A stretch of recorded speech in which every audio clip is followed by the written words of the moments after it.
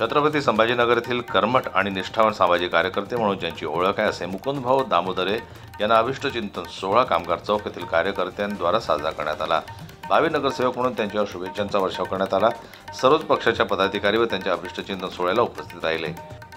मुकुंद शेठ हे सर्वसामान्यातला सामान्य कार्यकर्ता जरी असेल तर त्याच्यासाठी धावून जातात। मुकुंद शेठनी कधी नाही बघितलं की हा शिवसेनेचा आहे, का हा भारतीय जनता पार्टीचा आहे, का हा राष्ट्रवादीचा असेल, काँग्रेसचा असेल, पण मुकुंद शेठ हा प्रत्येक व्यक्तीसाठी धावून जातो। परंतु मुकुंद शेठ आज वयाच्या साठी असेल समजा किंवा 58च्या पुढे गेले असतील, परंतु आजपर्यंत भारतीय जनता पार्टीने त्यांना का न्याय दिला नाही हा मला प्रश्न पडलेला विषय आहे। परंतु इथून तिथून येणारे लोक जे असतील, उचलबांगडी करून पक्षात येणारे लोक जे आहेत ते लोक स्वतःला खूप मोठे समजतात, परंतु मुकुंद शेठ हा एक विचार आहे। मुकुंद शेठ हा माणूस नसून एक विचार आहे।